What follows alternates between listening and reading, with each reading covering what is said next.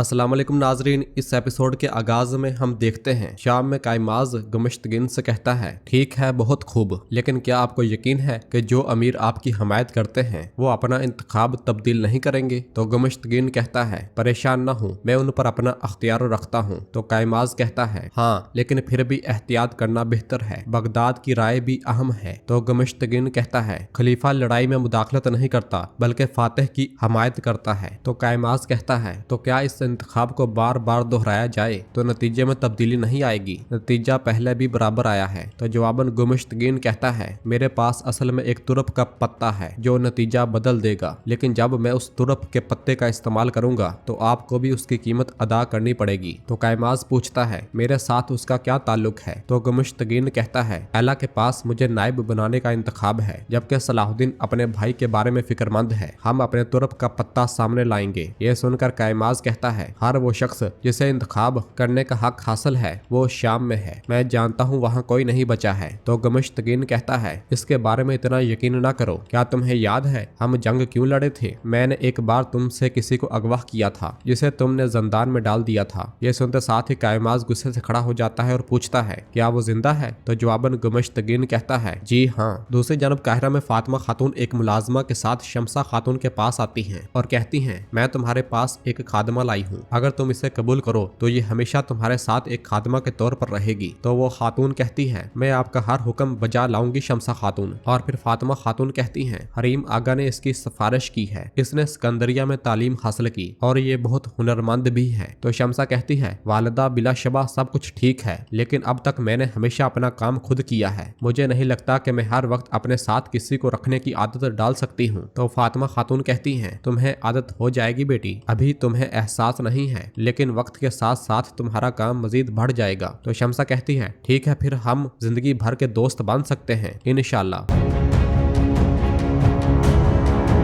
इधर शाम में वजीर सलाहुद्दीन अपने साथियों के साथ मंसूबाबंदी करते हुए कहते हैं, एला किले में दावा बोलना मुश्किल है लेकिन नामुमकिन नहीं है, मामूल से मुख्तलिफ तरतीब दरकार है। मिस्र के सुल्तान के तौर पर मैं एला किला का दौरा करूंगा, मैं किले के कमांडर से मुलाकात करूंगा और कैदियों को सरकारी तौर पर निकलवाने की दरख्वास्त करूंगा, तभी तुम किले में घुस जाओगे। इसी लम्हे गुमश्तगीन बगैर इजाजत के वहाँ पर दाखिल होता है और कहता है, मंसूबा अच्छा है लेकिन काफी नहीं है। उसे वहाँ देखकर वजीर सलाहुद्दीन गुस्से का इजहार करते हुए कहते हैं, आप बगैर इजाजत अंदर दाखिल कैसे हो सकते हैं? क्या किसी ने आपसे आपकी राय पूछी? तो गमश्तगीन कहता है, मैं अब भी अपना तावन पेश करना चाहूंगा, मैं बोरों के बारे में माजरत ख्वाह हूँ, जल्द ही सब कुछ ठीक हो जाएगा। और फिर वजीर सलाहुद्दीन गुस्से से कहते हैं, मुझे देखो मैं पहले ही गुस्से में हूँ, जो कहना चाहते हो कहो और फिर जाओ। तो गमश्तगीन कहता है, मैं किले की खुफिया सुरंगों को अच्छी तरह जानता हूँ, अगर आप मेरी मदद चाहते हैं तो मैं तैयार हूँ। तो वजीर सलाहुद्दीन उससे पूछते हैं, तुम ऐसा क्यों कर रहे हो? तो जवाबन गमश्तगीन कहता है, जब खानदान की बात आती है तो सब कुछ पीछे रह जाता है सलाहुद्दीन, जब आफत आती है तो मुकाबला खत्म हो जाता है। यह सुनते साथ ही वजीर सलाहुद्दीन उसे देखने लग जाते हैं।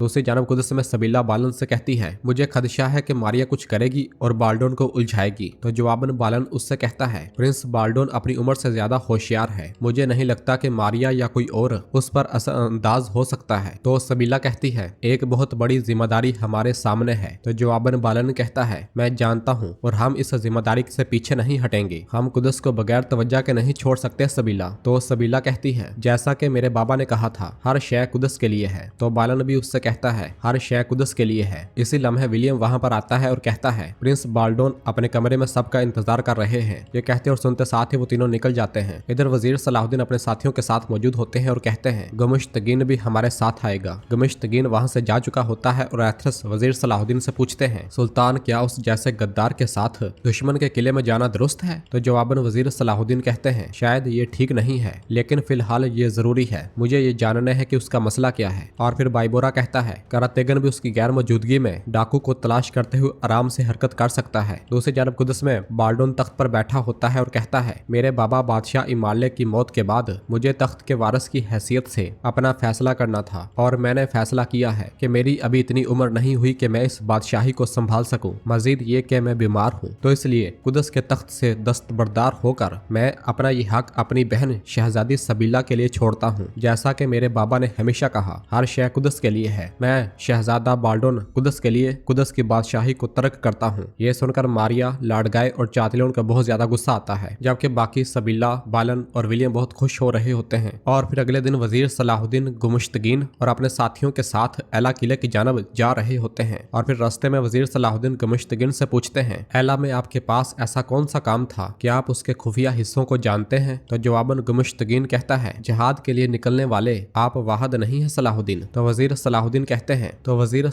कहते हैं दीवान में आपको गुफ्तगू करते हुए देखा, लगता है आप जल्दी थक गए हैं। तो गुमुश्तगीन कहता है, नहीं, मैंने जहाद को तर्क नहीं किया, बस हमें कुछ देर के लिए अमन कायम करने की जरूरत है। हमें अपने किलों और शहरों को मजबूत और बहाल करना चाहिए और उसके लिए कराकोश जैसे माहर तामीरात की जरूरत है। तो वजीर सलाहुद्दीन पूछते हैं, तो आप जानते हैं कि कराकोश एला में है? तो जवाबन गुमुश्तगीन कहता है, हर कोई कराकोश के साथ अपने किले मजबूत करना चाहता है, क्योंकि कुफार को ये मालूम था, इसलिए उन्होंने इसे बरसों कैद में रखा। तो वजीर सलाहुद्दीन उससे कहते हैं, अगर आप एले किला कराकोश के लिए जा रहे हैं तो ज्यादा पुरजोश ना हो। तो गुमुश्तगीन कहता है, मेरा ऐसा कोई इरादा नहीं है, कभी कभी जो नजर आता है वही होता है सलाहुद्दीन। मुझे शाम में रहने में तकलीफ हुई, जबकि 2 बहादुर सलीबियों की कैद में है, तो इसलिए कोई और वजह तलाश न करें। उधर एला किले में आसफ और कमांडर साहिरा के पास आते हैं। आसफ कहता है, सलाहुद्दीन को पता चल गया है कि उसका भाई यहाँ पर है, वो शाम से निकल चुका है और आ रहा है। तो साहिरा कहती है, कातब को बुलाओ कमांडर, मेरे पास मेहमान खसूसी के लिए एक दावतनामा लिखा जाएगा। तो कमांडर पूछता है, क्या मैं जान सकता हूँ कि ये मेहमान कौन है? तो साहिरा कहती है, आराम करो, सलाहुद्दीन हमें छू भी नहीं सकता। जब वो अपने भाई को लेने आएगा तो उसे वो बिल्कुल मुख्तलिफ मिलेगा। अभी मेरा आपसे एक काम है। ये सुनकर वो दोनों भी सोच में पड़ जाते हैं। जिंदान में बोरो कराकोश से पूछता है, यहाँ से निकलने का क्या कोई रास्ता नहीं है? तो कराकोश उससे कहता है, वो यहाँ पर इंतहाई कीमती और खतरनाक लोगों को रखते हैं, हर कदम पे पहरेदार हैं। तो बोरो उसके पास बैठते हुए पूछता है, क्या इनमें कोई कमजोरी नहीं है? यहाँ बरसों बीत गए, आपने यकीनन कुछ सोचा होगा। तो जवाबन कराकोश कहता है, यकीनन कुछ सोचा है। वो हर उन कैदियों को कुछ देर के लिए बाहर लेकर जाते हैं ताकि कुछ हवा मिले। पहले तो वो मुझे बाहर नहीं जाने देते थे, फिर उन्होंने मुझे भी बाहर जाने देना शुरू कर दिया। वो सिपाहियों को भीड़ में रखते हैं, लेकिन दीवारें नीची हैं और हम इस पर काबू पा सकते हैं। ये सुनकर बोरो कहता है, अगर हम वहाँ से गुजर जाएं तो हम किले की सुरंगों तक पहुँच सकते हैं। अगर हम इन मुहाफिजों को उतार दें और जान लें कि मेरे भतीजे कहाँ हैं, हम ऐसा करेंगे, लेकिन कैसे? हम अपने भतीजों को कैसे ढूंढेंगे? हम नहीं जानते कि कौन सा रास्ता कहाँ से खुलता है। तो कराकोश खुश होते हुए बिस्तर के नीचे से नक्शा उठा लाता है और कहता है, मैं बरसों से इसे खींचने की कोशिश कर रहा हूँ। जिंदान का नक्शा मैंने अपने दिमाग में हिफ्ज किया हुआ है। ये सुनकर बोरो बहुत खुश होता है और उसे दाद देता है।